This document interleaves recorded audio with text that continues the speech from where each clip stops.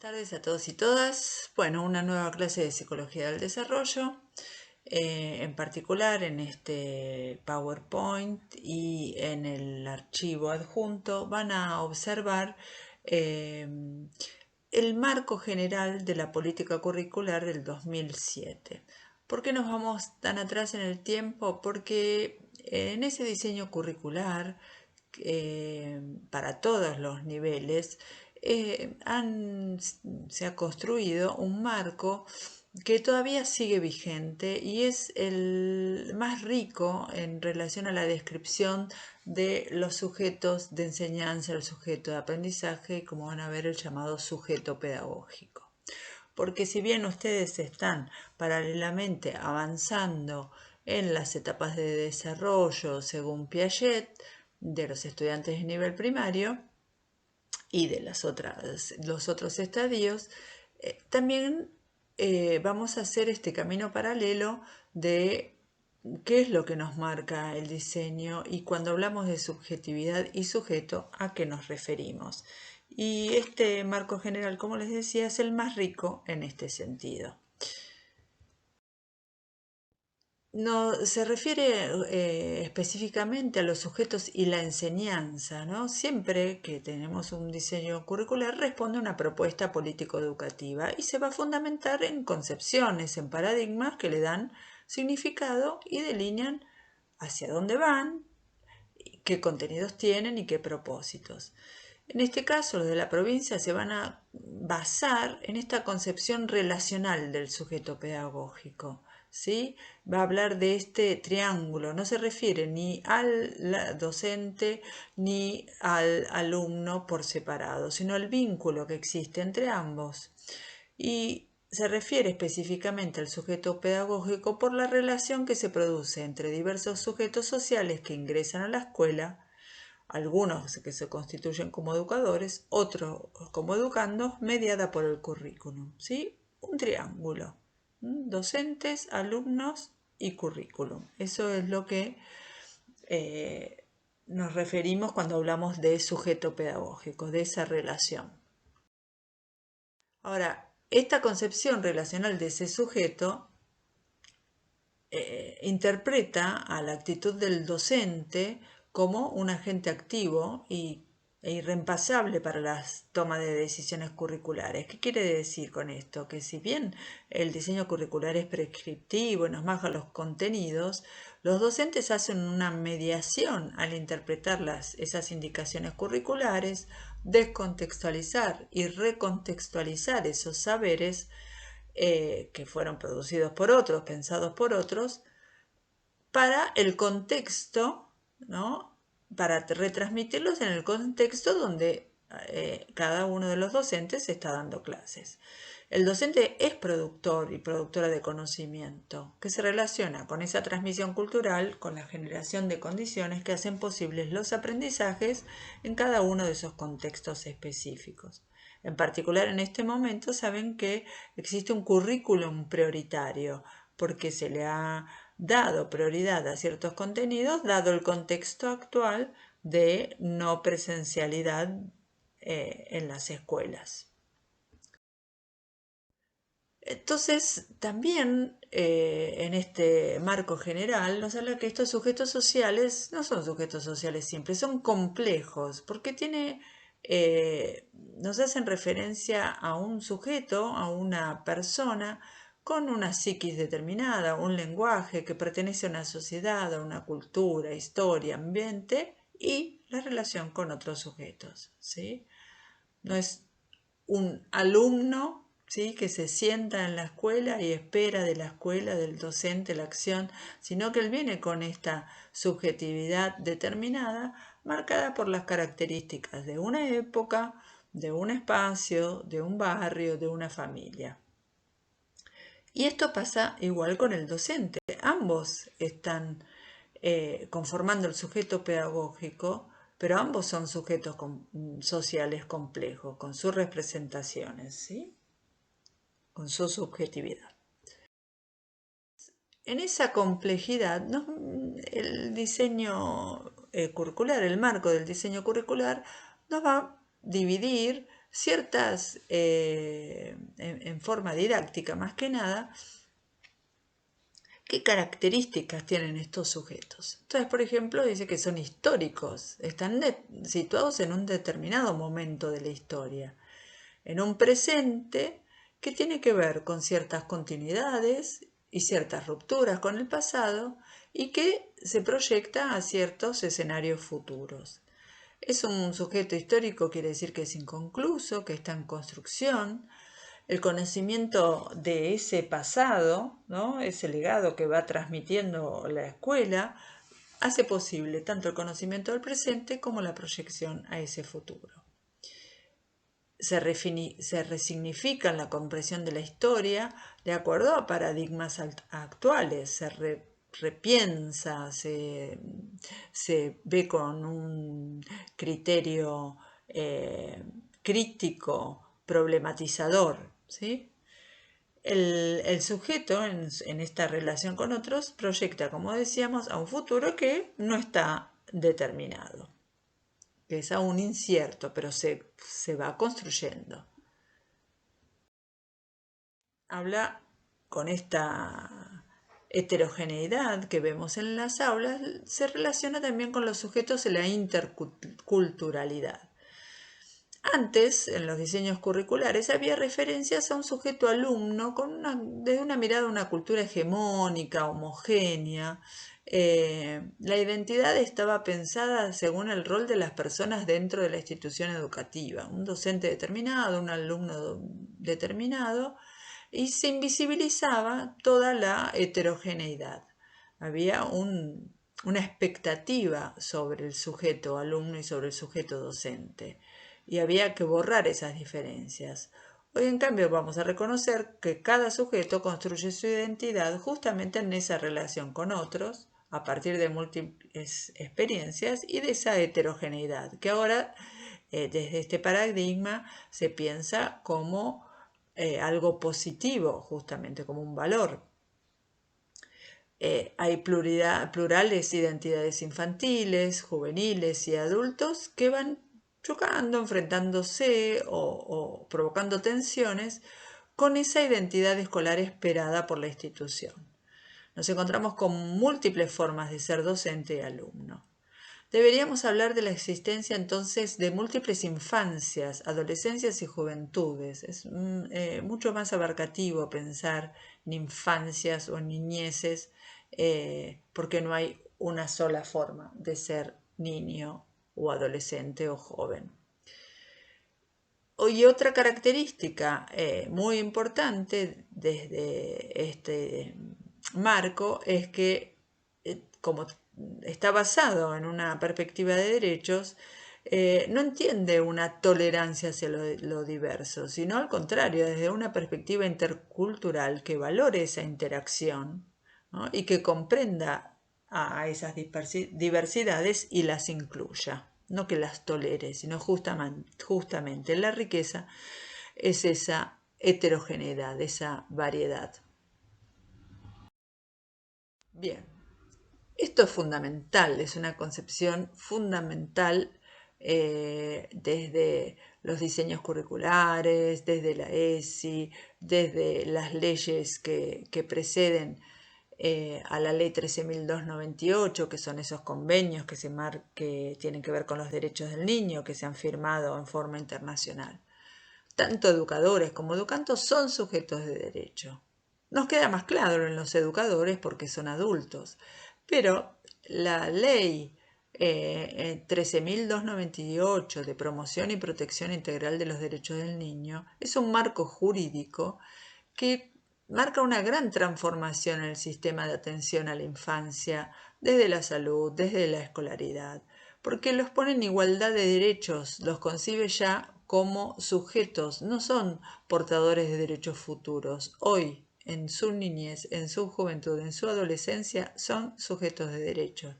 ¿Sí? Por ejemplo, su voz es escuchada en alguna causa judicial, no dudamos de los relatos de los niños, ¿sí? Son ciudadanos plenos desde su nacimiento. Entonces se propone que la escuela se organice para que todos sus miembros, o sea, los alumnos también, puedan participar, tomar decisiones, comprometerse, pronunciar su palabra, ser escuchados, y de esa manera favorecer la democratización de los espacios escolares. Un ejemplo de eso sería la conformación de los centros de estudiantes, los delegados de aula, etcétera, aún en escuelas primarias.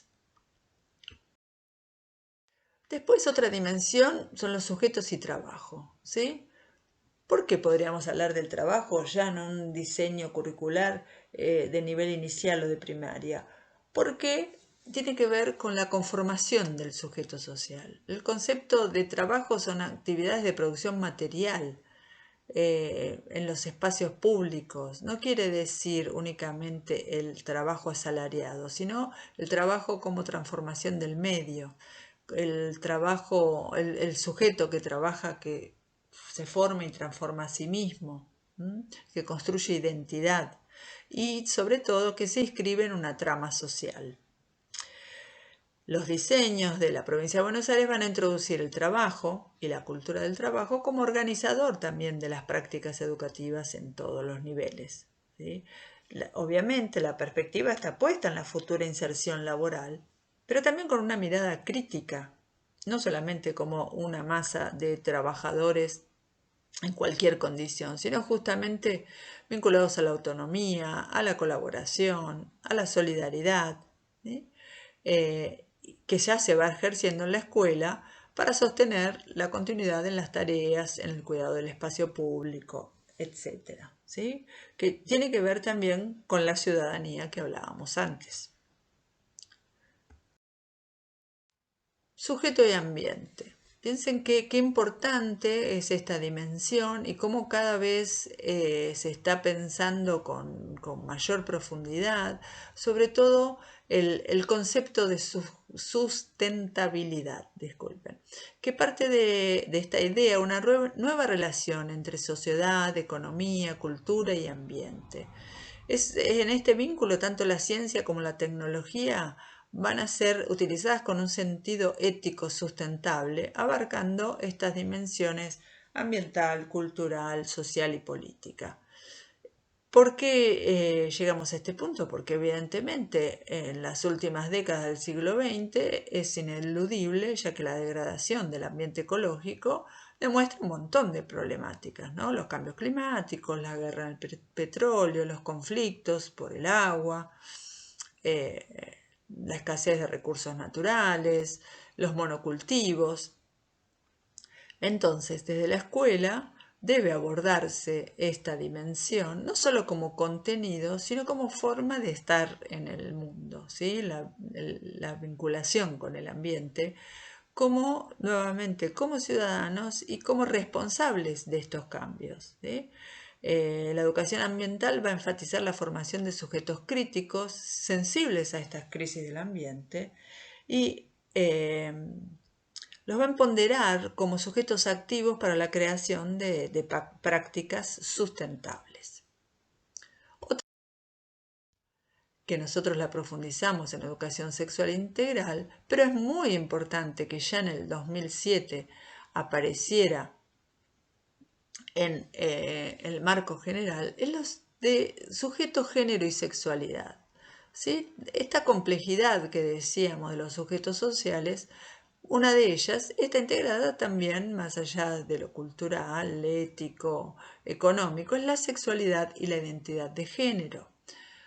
En forma sintética, acá nos referimos que el concepto de género son las definiciones acerca de lo femenino y lo masculino, que construyen construcciones tanto culturales como históricas. No es lo mismo lo que se esperaba de una mujer o de un hombre en el siglo XVIII, en el XIX o en el siglo XXI.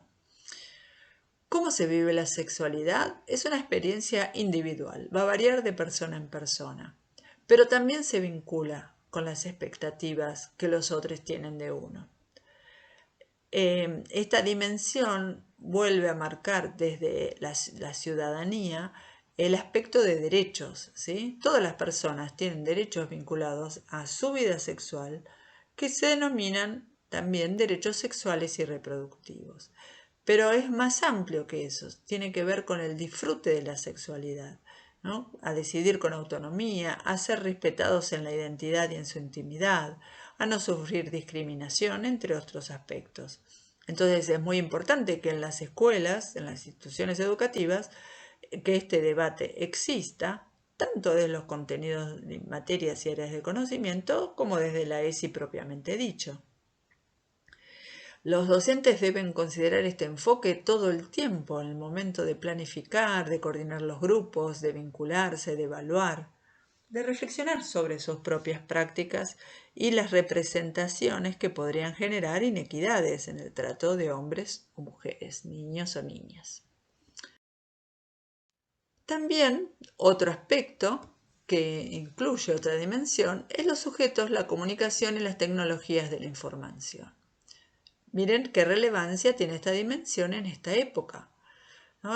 No podemos dejar de considerar el impacto de las tecnologías y los medios de comunicación masivos en la construcción de las subjetividades, como en sus modos de relacionarse. Por ejemplo, se me ocurre ahora que estamos en el medio de la pandemia y qué diferente es ver personas en la tele que usen barbijos que no usen, ¿sí? Para la identificación de los niños con esa modalidad de cuidado. En las instituciones educativas, ¿no? Se hacen visibles estas transformaciones socioculturales y se nota una marcada brecha generacional con el dominio de estas tecnologías. Pero no pensamos en las tecnologías, en los TICs como aparatos cuyos efectos positivos o negativos dependen de su uso. Ya es una dimensión de la vida de las personas, las redes sociales, ¿sí? Configuran y transforman las prácticas y las representaciones que hay sobre los otros. Tanto los alumnos que ya manejan estas tecnologías las utilizan también para el aprendizaje y son fuentes de información. Entonces es muy importante que los docentes acompañen y ellos mismos realicen un trabajo analítico de esas fuentes. Habría que reforzar el trabajo sobre las fuentes, sobre las fake news, ¿no? Para comprenderlos compleja y críticamente.